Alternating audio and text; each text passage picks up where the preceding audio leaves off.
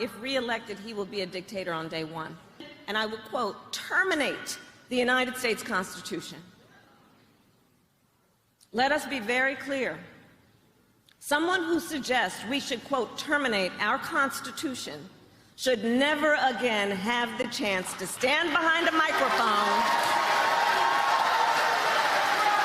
and never again have the chance to stand behind the seal of the President of the United States of America.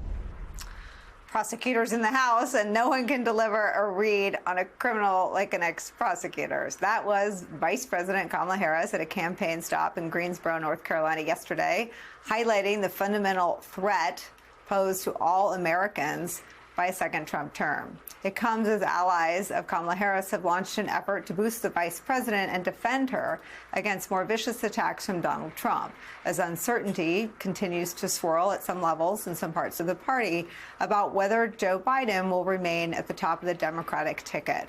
Joining our coverage, NBC News Washington correspondent, our colleague Yamiche Alcindor, Don Heilman is here.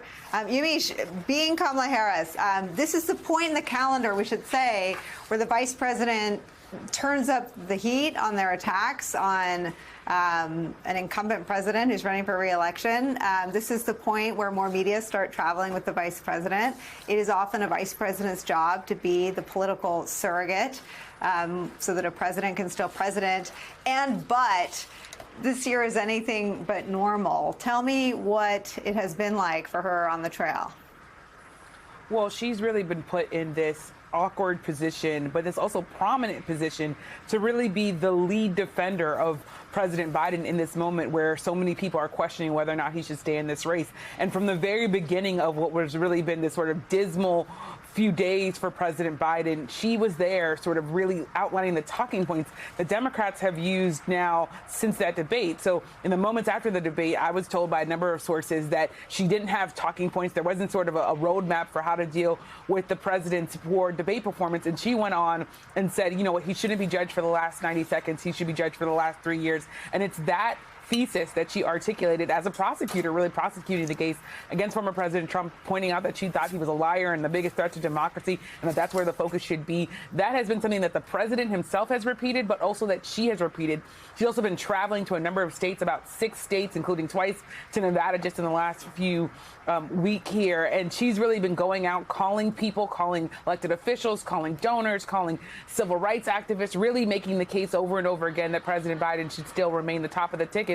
And she's doing this as she's starting to get more intense support for people to say, well, you know what, if Joe Biden does step down, there's no one else that should come but Kamala Harris. And there are a number of people, Black Democrats in particular, but I say donors. I was just on the phone with a big donor group that's really launched millions of dollars in bolstering her in this moment, and looking at research and doing polls just in the last week and a half on her particular, talking about the fact that she is focusing and has a sort of ability to mobilize young voters and voters of color in particular. But the K-Hive is getting started, right? You have all these people that are sort of buzzing about her, but also she's still saying, look, I don't want to undermine the president. I want to be loyal. If he wants to stay in, I'm going to stay there with him. So while she's balancing all of this, it's been sort of a really, I think, wild point for her, but it's also been a point where she's stepped up and really shown strength and convinced some people who were really critical of her, who were really questioning whether or not she could be a president or she could be, even in 2028, someone the party could look to. A lot of those people have quieted down and say,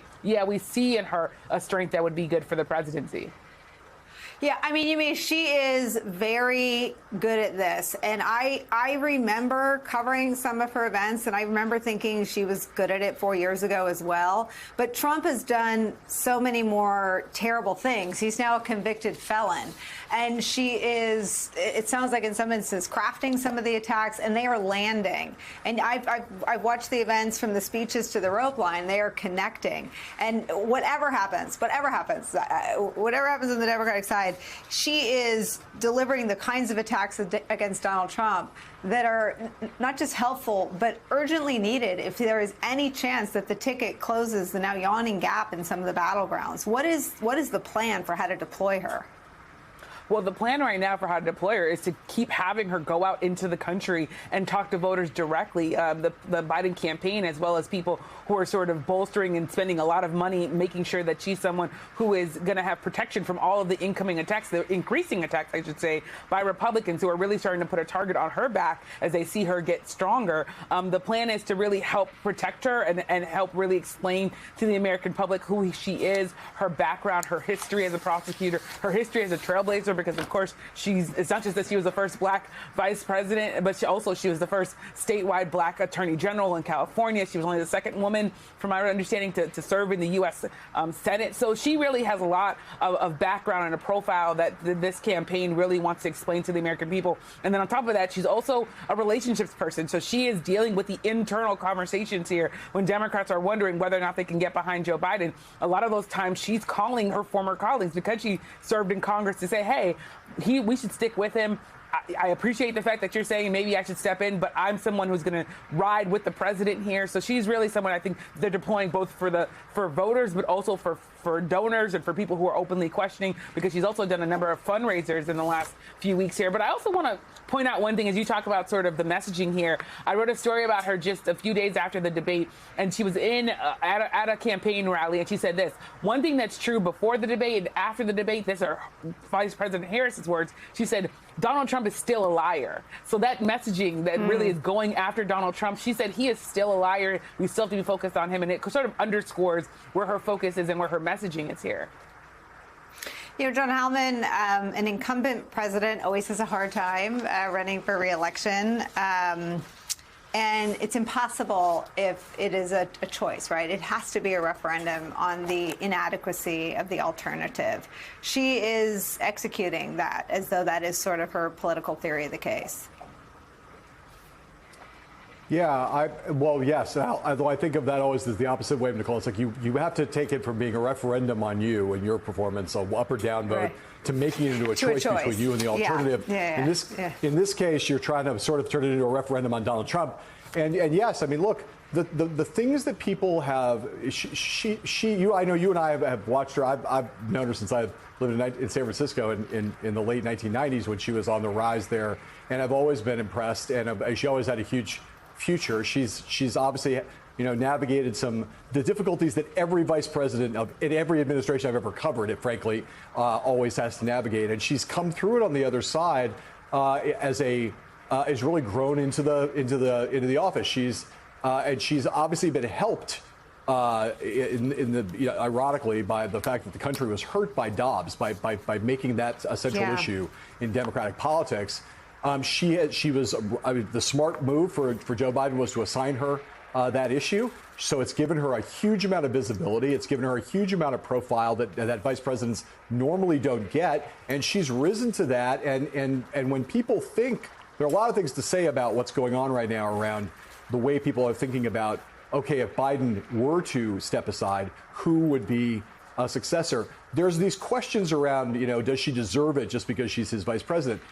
There's an argument to be made there. But if you put that aside and just think about what assets she brings, as they're the same assets as a vice president in this case, which is what you're talking about, they would be the same assets if she were to have to replace Joe Biden, which is to say, of all of those other very talented Democrats we talk about, none of them come with something as clear as the framing that she brings into either office, into either position on the ticket, which is, I'm a prosecutor, she's a prosecutor, he's a criminal.